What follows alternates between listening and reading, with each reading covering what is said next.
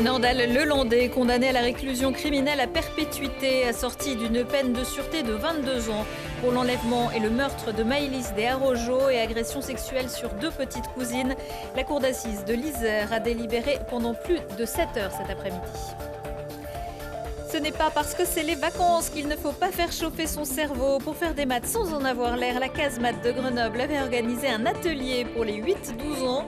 Au programme, création d'un casse-tête et découpe laser. Et puis, il est de retour des Jeux Olympiques de Pékin. Le patineur grenoblois Kevin Emos viendra nous raconter son expérience. La compétition, il a pris la 12e place au général et ses ambitions pour la suite.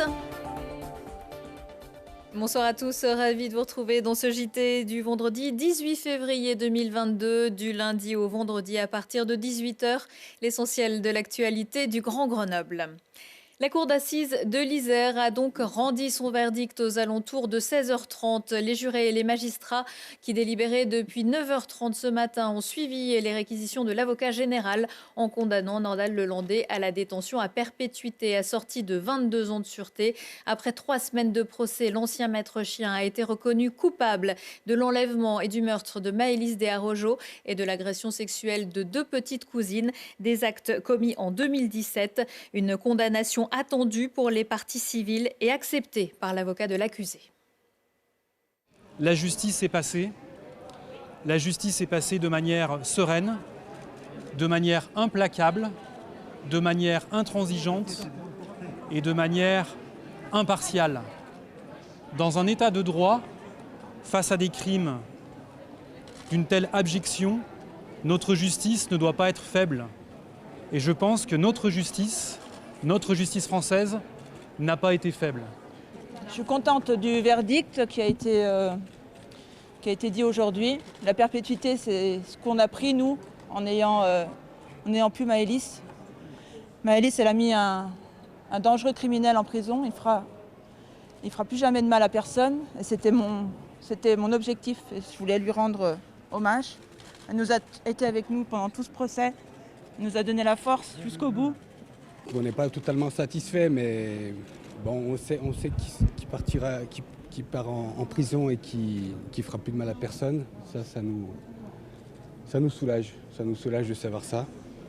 Je suis très contente du verdict qu'il y a pu avoir. Je suis malheureusement déçue par l'autre dans le box. Il aurait pu nous apporter plus de vérité, mais bon, je suis déjà contente pour ma sœur, et ma sœur c'est une guerrière. Mes parents aussi, on sera toujours solidaires. Et je tenais encore à remercier tous les gens qui ont été présents pour nous. Merci beaucoup et j'espère que Maëlys sera là dans les esprits de tous les Français. Merci. Ma sœur, c'est mon exemple, c'est tout pour moi. Il m'a enlevé la partie de ma vie, il m'a tout enlevé. Et je lui donnerai tout, parce qu'elle le mérite et elle le méritait beaucoup plus que lui. C'est vrai que c'est dur d'entendre le mot perpétuité. Alors vous dire que c'est justifié ou pas justifié, ça l'est, puisque c'est la décision qui a été rendue. Mais un avocat ne serait pas un avocat si, lorsqu'il entend ce mot, il n'y a pas quelque chose qui vibre en lui ou en elle, bien sûr. Nordal Lelandais a décidé de ne pas interjeter appel. Il a 39 ans aujourd'hui. Il a déjà effectué 4 ans de prison. Il pourrait demander une libération conditionnelle dans un peu moins de 18 ans. Le Fab Lab de la casemate rajeunit son public. Coup d'envoi de ce soir de la 2e semaine des vacances d'hiver pour les petits Isérois. Entre 2 descentes de luge, le Centre de culture scientifique, technique et industrielle de Grenoble, au bout de la rue Saint-Laurent, vous propose d'occuper vos chers lardons et de leur mettre la main à la pâte. Attention aux doigts quand même, Éléonore Pointeau. Se creuser la tête tout en s'amusant et faire des mathématiques sans s'en rendre compte, c'est avec la casemate que ces 8 enfants développent leur esprit de logique et leur patience, car de la patience il en faut pour réaliser des casse-têtes dans ce labo de fabrication scientifique grenoblois que la majorité d'entre eux découvrent.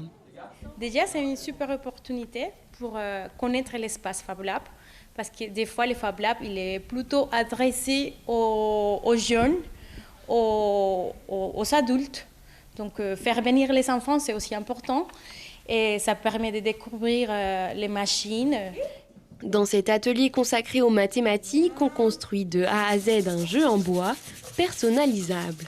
Chacun son rythme, on colle et on bricole sans se casser la tête. Enlever des petits dessins pour les coller pour faire joli dessus. Ça, c'est un dragon, petit dragon. Là, c'est une tête de chien. Et là, c'est une tête de Star Wars. Et pour les plus malins, le jeu se décline en d'autres figures qu'il faudra résoudre pendant de nombreuses heures. Pendant les vacances, la Casemate propose aussi de personnaliser son t-shirt avec une découpeuse vinyle ou encore un stage stop motion à la manière de Wallace et Gromit. Les Jeux Olympiques de Pékin s'achèveront dans quelques heures. La cérémonie de clôture aura lieu dimanche à 13h heure française. Il était présent à la cérémonie d'ouverture et pas que. Bonsoir Kevin Emos. Merci d'avoir répondu à notre invitation. On est très content de vous recevoir. Vous êtes rentré il y a quelques jours. Vous avez eu le temps de vous reposer un peu? Oui, un petit peu. Pas beaucoup parce que j'ai dû voir mes amis, ma famille, mais... Et répondre à quelques sollicitations. C'est ça. Pour les téléspectateurs qui ne vous connaissent pas, peut-être, je rappelle que vous avez 24 ans, que vous êtes licencié au club de patinage de Grenoble, que vous êtes quintuple champion de France de patinage artistique. Alors, vous avez terminé en 12e position du concours olympique. Vous étiez 10e à l'issue du programme court. Est-ce que vous êtes satisfait de votre performance? Très satisfait. Vraiment, c'est une joie pour moi. Une fierté d'avoir participé aux Jeux Olympiques. Parce que l'année avait été compliquée. Très compliquée, beaucoup de blessures, 18 mois loin de mes coachs, des blessures qui m'ont empêché de patiner pendant plus de 5 mois. Donc et pour un sportif de haut niveau, c'est très compliqué. Oui, très compliqué, donc il a fallu revenir au niveau. C'était un gros défi. Je l'ai fait, j'en suis très fier. Et sur votre parcours, sur ce programme court qui était peut-être un peu plus réussi que le long, on va dire. C'est ça, le programme court, c'est souvent ma bête noire, mais je suis très fier de moi. J'avais pas beaucoup de stress, j'avais juste envie de tout donner. Et très content, on voit votre joie. Du résultat, oui, c'est un de mes meilleurs records, donc je suis vraiment très content. Le programme libre, il y a certes un peu plus d'erreurs. J'aurais pu finir dans un top 6 si j'avais vraiment bien serré les fesses et que j'avais tout fait ce que j'avais à faire. Mais on va voir quelques images justement du programme libre. Alors il y a eu une petite chute. Et puis on attendait peut-être un quadruple qui n'est pas arrivé non plus. C'est ça, il y avait 2 quadruples, malheureusement un qui a chuté et un autre que j'ai pas déclenché. Donc comme j'ai dit, j'aurais pu finir dans un top 6 avec 2 programmes très propres. Malheureusement, c'est pas le cas, mais je suis fier. Qu'est-ce qui fait la différence? Alors c'est difficile de rentrer dans la tête d'un sportif, mais est-ce qu'on sait pourquoi on chute, pourquoi on déclenche pas? J'avais peut-être une trop envie de bien faire. J'avais vraiment envie de montrer qui j'étais aujourd'hui. C'était vraiment un pur bonheur d'être sur glace. J'avais un rêve d'enfant qui venait de se réaliser, donc j'avais juste envie de kiffer. J'avais surtout envie de performer, de bien représenter les couleurs de la France et montrer que le patinage français est beau et fort. Vous avez patiné sans regret, en tout cas. C'est ça. Alors j'ai peut-être, oui, des petits regrets sur la technique, comme j'ai dit, parce que j'aurais aimé finir dans un classement un peu plus haut, mais je suis très content. Et puis maintenant, je sais que je vise dans 4 ans un score un peu plus haut. Quand vous voyez Gabriela Papadakis et Guillaume Cizeron qui sont médailles d'or, ça vous pousse aussi? Oui, je suis très content pour eux et ça fait rêver. Parce qu'on se dit, nous aussi, on veut monter sur la boîte. Ça veut dire que c'est possible? Oui, c'est possible. Comme on dit, impossible n'est pas français. Donc, Alors pour une première, c'était quand même très particulier. Les restrictions sanitaires très lourdes, une bulle. Finalement, le moment plus festif, c'était la cérémonie d'ouverture. On vous a vu aussi, vous avez, comme on dit, kiffé pas mal. Vous l'avez vécu comment? C'était chouette. Parce que c'était le moment de réunion finalement. Après, vous étiez un peu coincés, mais là, vous étiez un peu ensemble. Ouais, on était avec l'équipe de France. Il y en avait plein qui n'étaient pas là parce qu'ils avaient des épreuves sur les jours qui arrivaient. Donc ils ne pouvaient pas se déplacer jusqu'à la cérémonie d'ouverture. Mais c'était un moment genre... Mais ouais, tellement kiffant quoi. Rien que d'en parler, j'ai encore la chair de poule de cette sensation de rentrer dans le grand stade et de passer sous les anneaux, voir les drapeaux français.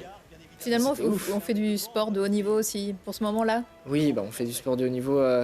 pour kiffer, faire kiffer les autres. Donc, c'est ce genre de moments qui sont beaux, quoi. Aujourd'hui, vous vous entraînez où? À Grenoble ou aux États-Unis? Je représente le club de Grenoble. Je me suis entraîné à Grenoble pendant plus de 15 ans. Et aujourd'hui, je suis actuellement en Floride.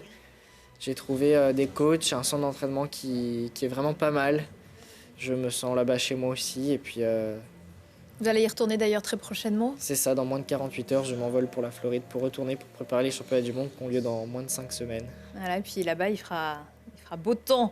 Cette année, comme d'autres sportifs, vous avez fait votre coming out dans un documentaire diffusé sur Canal+. Ça a changé quoi pour vous depuis? Comme j'ai dit, ce documentaire, ça a été vraiment enlever mon coming out que j'ai fait. J'aime pas trop ce terme, coming out. Qu'est-ce que vous préfériez? Rien dire.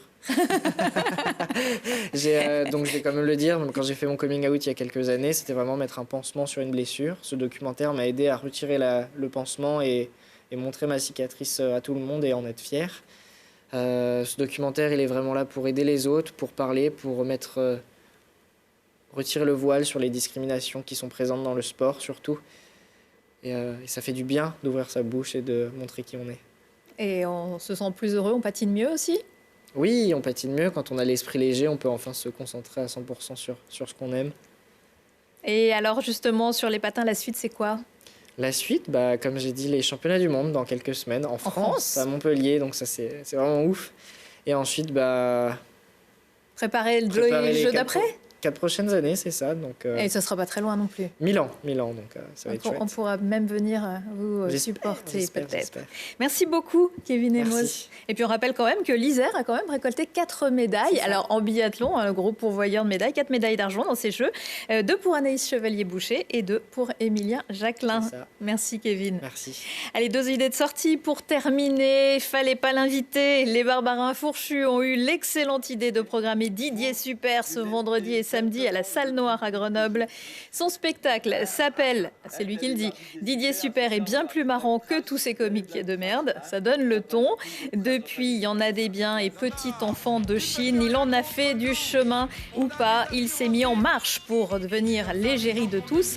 Ça promet. Mais on se quitte avec une musique à mettre entre un peu plus d'oreilles. Le groupe Mazenko et sa folk matinée de surf music sera en concert samedi soir à la Bobine à Grenoble. L'actuel sera de retour à 19h avec plus d'infos sur le procès Lelandais et 21h, 23h et en replay sur télégrenoble.net. Et puis la semaine prochaine, c'est Lina Badreddine que vous retrouverez pour le JT. Excellente soirée et bon week-end à tous.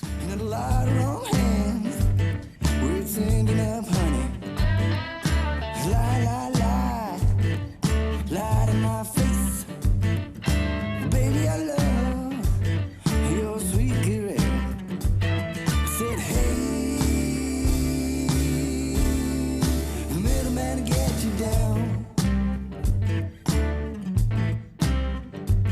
I said, hey, the middleman get you down. Clear as waters, bottled up to sell.